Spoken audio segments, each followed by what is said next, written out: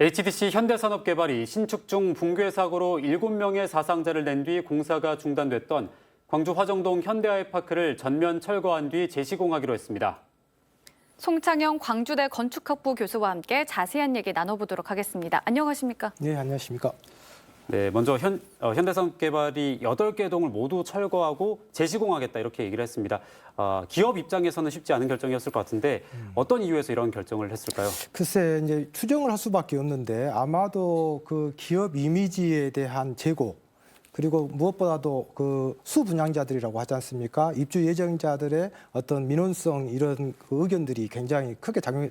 물론 그 수분양자들의 의견 충분히 이해할 수 있는 거죠. 우리는 최초에 새 차를 저희들이 주문한다라고 해서 비용을 냈는데 어떻게 보면 중고차, 사고차가 돼버린 거지 않습니까? 거기다가 이제 아무래도 한계동에 문제가 있었기 때문에 아마 트라우마 같은 것들이 굉장히 크게 작용했지 않나. 저는 이런 것들을 종합적으로 판단해서 내린 결정이라고 생각합니다. 네, 그렇군요.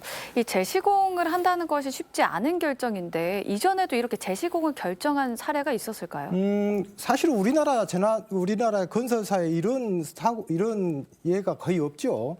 근데 우리 광주 같은 경우에 옛날에 저희 지도 교수님 전남대 건축 구조 전공하셨던 지도 교수님이 관련이 돼 있어서 제가 이걸 좀 알고 있는데 과거에 그 하남에 금호타운 아파트가 있었습니다. 15개 동 중에 한 개 동이 짓는 과정에서 일부 기울어졌었거든요. 그래서 입주민들한테 광주 화정동에 있는 다른 금호 아파트의 같은 평형대를 이렇게 이주를 시켜놓고 다시 안전진단해서 집안을 보강 공사를 해가지고 다시 분양을 해서 입주를 했는데 그 입주민들이 또 사용하는데 불편해가지고 나중에는 문제 제기를 하니까 민원을 하니까 현금 보상하고 그걸 지금 철거하고 지금은 그걸 녹지로 사용하고 있거든요. 그런 사례가 아주 드물게는 있었습니다.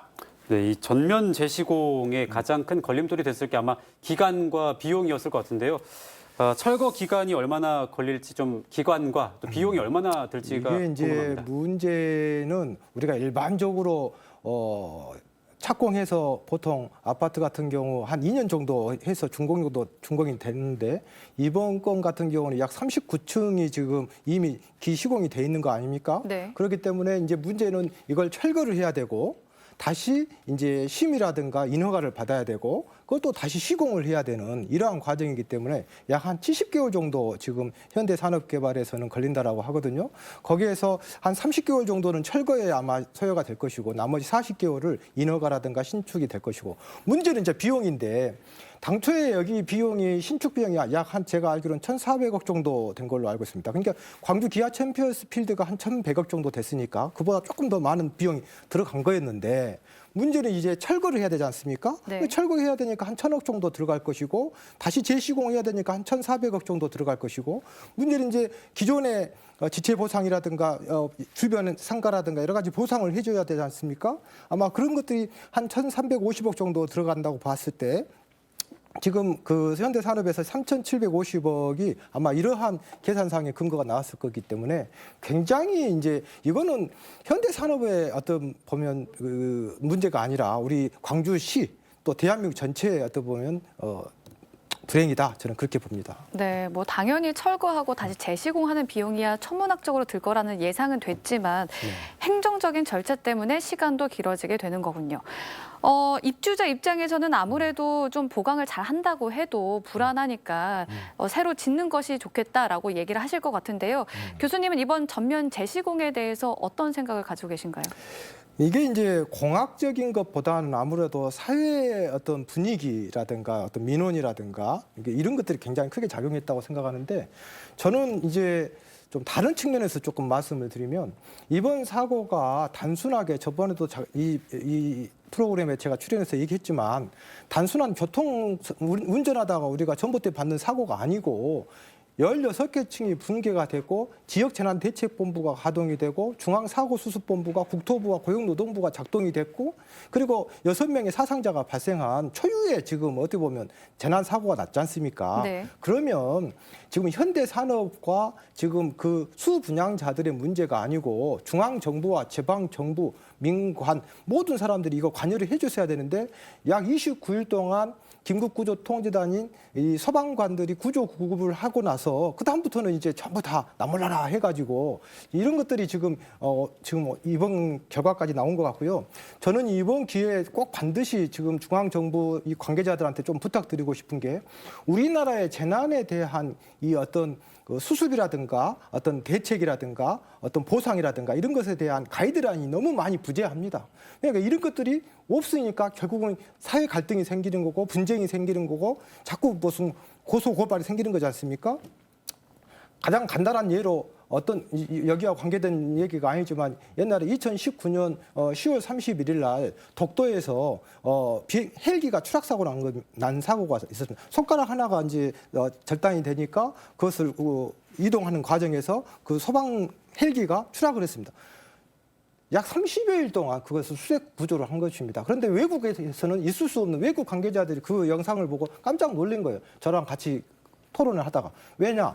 외국에서는 72시간이 골든타임이라고 하기 때문에 그 시간 동안만 수색 구조를 하고 그 이상 계속 그러면 100년이고 1000년이고 계속 20년이고 50년이고 할 거냐. 외국 같은 경우는 어떤 감성이라든가 이런 사회적인 분위기도 좋지만 굉장히 과학적이고 냉철한 어떤 가이드라인이 있는데 우리는 그런 가이드라인이 없기 때문에 끊임없이 이런 분쟁이 생기는 것 같고요. 두 번째는 지금 이번 같은 경우에를 대비해서 민간 전문 기관을 위원회를 좀 만들었으면 좋겠어요.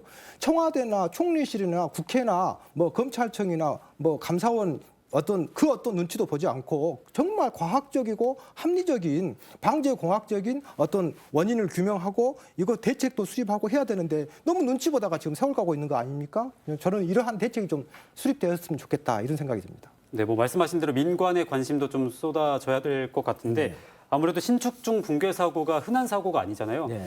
그렇기 때문에 다른 건설사들도 안전에 대한 중요성을 한 번 더 좀 되짚어보는 계기가 되지 않을까 싶습니다. 지금 제가 대학원에서 강의할 때요. 재난안전은 선제적인 복지요, 선제적인 행정이다 이런 말을 많이 하거든요. 그리고 재난안전은 결국은 안전에 들어가는 비용은 결국은 엄청난 비용으로 들어오는 겁니다. 이번 같은 경우에 사실은 동발이 몇 개만 제대로 하고 콘크리트 강도만 제대로 양성했다면 이런 일이 발생하지 않. 지금 그야말로 아주 작은 비용을 아끼려다가 지금 엄청난 지금 사회 비용을 들고 있지 않습니까? 재밌는 게요. 프랑크푸르트 공항에서 안전에 대한 위험 요소를 찾아가지고 그것에 대한 대안을 찾는 노력을 얼마 정도의 비용을 드느냐. 우리나라는 그냥 저스트 안전 진단을 하는데 외국에서는 리스크 매니지먼트라고 하는 거거든요.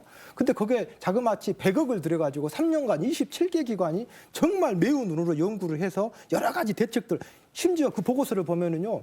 프랑크푸르트 공항인데 외국의 아일랜드에서 화산이 폭발해서 그 화산재가 프랑크푸르트 공항에 왔었을 때 항공 대란이 일어나면 그때 대체 교통수단은 뭘로 할 것이냐. 주간에는 어떻게 하고 야간에는 어떻게 하고 택시로 이동할 때는 어떻게 하고 열차로 이동할 때는 어떻게 할 것이냐. 뭐 전부 다 이렇게 정리가 되어 있는데 우리는 그런 노력을 하지 않고 있지 않습니까? 그렇기 때문에 앞으로 우리나라도 이러한 이제 재난 관련된 것들이 외국에서 선진 기법들을 도입해가지고 좀 뭐가 좀 업그레이드가 돼야 될 필요가 있을 것 같습니다. 네, 지금 말씀해 주신 것들이 정말 정책에도 잘 반영이 되면 좋겠는데요. 교수님께서 최근에 국토교통부 중앙건축위원회 위원으로 위촉이 되셨더라고요. 앞으로 이런 사고들이 다시 발생하지 않도록 어떤 노력을 하실 계획이십니까? 그동안에 우리나라의 건축이라고 하는 것이 어떤 구조적이고 기능적이고 어떤 아름다움만 추구했다라면 최근에 이제 국토교통부에서도 건축 이런 부분에 방제 개념이 이제 도입되다 보니까 제가 이제 조금 부끄럽습니다만은 국토부의 중앙건축위원회에 들어갔는데 이제 저는 건축 방제 분야에 제가 위원으로 들어갔습니다. 이게 무슨 얘기냐면 여담이지만 2005년도까지는요. 일본이나 우리나라에 똑같은 것이 있었는데 2005년도에 없어진 게 있습니다. 그 전까지는 있었다가. 그게 뭐냐면 베란다 발코니입니다. 근데 무슨 얘기냐면 베란다 발코니를 일본은 지금도 아파트에서는 반드시 두게 돼 있습니다. 근데 우리는 그동안에 확장형이라고 해가지고 베란다 발코니를 확장을 하고 그것을 써버렸잖아요. 근데 베란다 발코니 우리 건축 방제 개념에서는 어떤 역할을 하냐면 화재가 났었을 때 신선한 공기를 마시면서 소방대원들이 구조 구급을 할 수 있는 쉘터, 은신처의 기능을 하는데 우리는 그것을 없애버렸잖아요. 그런 것들을 저희들이 이제 그래서 제가 지금 국토부라든가 이런 데 광주에 있는 건축 심의하면서 아파트 단지의 비상 차량 동선이라든가 또 화재라든가 침수라든가 여러 가지 재난이 생겼었을 때 문제되는 것들을 이제 제도화하는 건데요. 이러한 방금 제가 얘기했던 이런 얘기들을 우리나라의 건축 기준은 지금 없습니다. 그래서 미국의 IBC 코드라든가 일본의 건축 기준 이런 것들을 좀 벤치마킹 해가지고 우리나라도 이런 건축 반개적인 도입을 해야 될 것 같고요. 네. 제가 시간이 없으신 것 같은데 하나만 좀 하면 광주의 이번 사고 같은 경우는 초유의 일이기 때문에 저는 반드시 사고 백서를 좀 만들어야 된다고 생각합니다. 이게 구조적이고 비구조적인 원인을 정확하게 규명해서 다시는 우리 후배들이 이런 일이 생기지 않도록 사고 백서를 정확하게 만들어서 어떻게 보면 나침반 하나를 만들어줬으면 좋겠습니다. 네, 오늘 여기까지 듣도록 하겠습니다. 지금까지 송창영 광주대 건축학부 교수와 이야기 나눠봤습니다. 고맙습니다. 네.